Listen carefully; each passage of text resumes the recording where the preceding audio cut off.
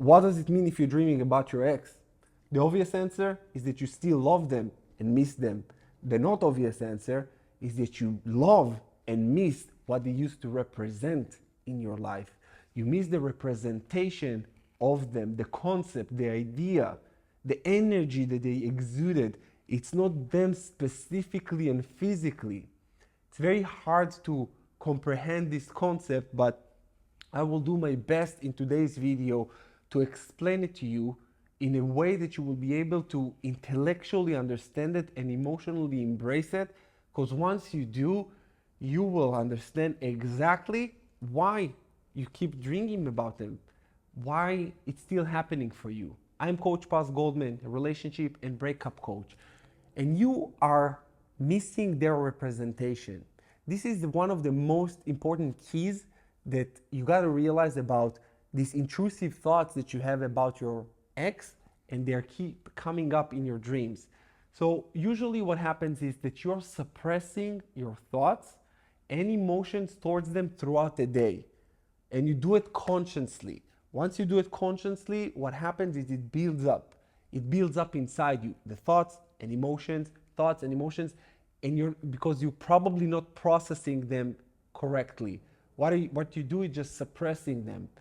And when you use your consciousness, your conscious mind to suppress them, that's all right. You probably, maybe you're drinking, maybe you're smoking, maybe you're numbing yourself from actually facing these emotions and thoughts and digesting them. This is a detriment, drinking and smoking and numbing yourself and binge watching or doing anything that weakens you while you are recovering and healing. That things will fuck you over. So just don't do this. Face the feelings, because if you don't, what happens in your sleep, in your slumber, your subconscious mind is wide open. There is no your conscious mind is not operating. What happens then? Everything comes to the surface. There are no filters there. You don't have will. Your consciousness is open. Subconscious is just having a party without you. And everything you suppress throughout the day will come up. So if you are dreaming about your ex and you want to stop it, and I assume you do because this is why you're watching this video, or you just watch this video because you want to know what it means, in either case, what you want to do is to start healing correctly. There are a few ways that I'm going to suggest to you. One of them is to take my online healing program that I've created especially for you. It's called the Rise of the Phoenix Online Healing Coaching Program. This is how you do the work. I can give you many ideas now, and I will give you ideas now on what you can do, but I really want you to take this because I want you to heal correctly. Sometimes I see people that when they are just watching YouTube videos, they don't really heal correctly. And I feel very, very responsible for you guys, because once you are landing on my channel and you're viewing me, I know that I got a lot of answers for you that I help you to extract from within. I'm not going to give you all the answers. All the answers will come from within you. I am guiding you towards the right direction. I'm not telling you what to think. I'm telling you what you need to ask yourself and do the inner work in order for you to think correctly. So please feel free to check out the link in the description below for the Rise of the Phoenix, or if you want to book a one-on-one call with me, also the link in the description below. Now, what you can do in order for you to stop dreaming about your ex, the healing correctly. First of all, you don't use any substances, nothing to numb your pain. You sit with it when the pain of them hitting you and their thoughts about them hitting you, you sit with it. You don't try to suppress it. You don't try to change the subject. You don't try to binge watch, eat, or whatever. You don't do anything. You just let it hit you like a Mack truck. Yes, it's going to be painful, very painful, but you have to. You have to have it. You got to feel it to heal it. You probably heard this before, and this is just what it is. And this is the feeling it part where you feel like your guts is about to, it's a gut-wrenching feeling. It's a pit in the stomach. I know what it is. I've been there, I've done that. It's excruciating. But once I felt every little emotion under the sun with my ex, the anger, the resentment, the hate, the grief, everything. This is what healed me very rapidly. It helped me heal very rapidly. I didn't take any drugs or anything like that. So this is number one thing. The number two that I want to give you is for you to stop dreaming about them, is to actually keep a journal and journaling your thoughts and your emotions. Once you journal your thoughts and your emotions, it will give you so much more ease. It will ease your mind.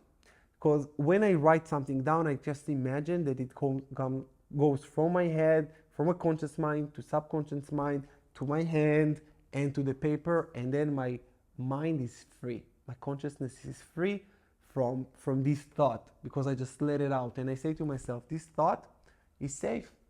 It's here on the paper and it's okay. I don't need to think that thought anymore because it's safe. So when you think about when you're doing this, these two things can really help you to stop dreaming about it, because you're actually intellectually and emotionally processing. And last but not least, like I said, you're missing the representation of them, of what they represented in your life as an energy being. So what you can do to meet this need, because there is an unmet need that they filled for you. What is it? Is it safety, security, companionship? What is it exactly? Once you understand what it was, what is the concept that they represented for you, this is where you can take it a step forward and starting to fulfill this need for yourself. If, let's say, for example, it's security, how can you give yourself security?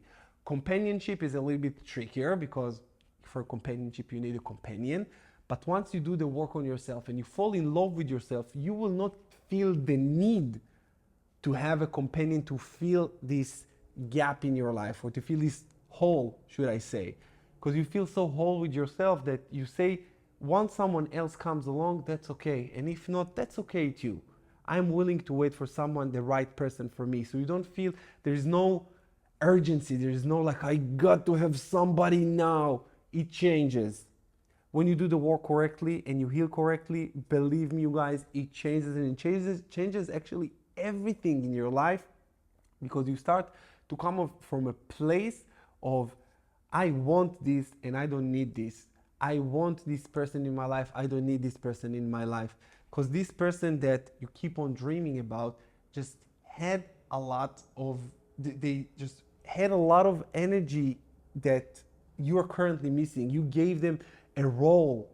You said you are now, you pedalized them, and you said you are now representing safety, security, love, companionship, all these things. And once this person is gone, you don't have it anymore. And if you don't have it anymore, then you start craving that again. So I want you to do the work. You can check the link in the description below for the Rise of the Phoenix, the online healing coaching program that I've created for you to do this work so you're self-sufficient. Once you're self-sufficient, you don't need anything. And being self-sufficient, this is healing. The healing process is for you to start falling in love with yourself and to understand your unique powers, to understand who you are, and to fall back in love with yourself, because you've missed something. And the thing that you've missed, my friend, is you. You forgot yourself in this entire process. This is why you're still missing them, thinking about them, and dreaming about them. With that said, you guys, I hope this video was helpful for you. I'm sending you much love and healing, and I'll see you again in the next one. Take care.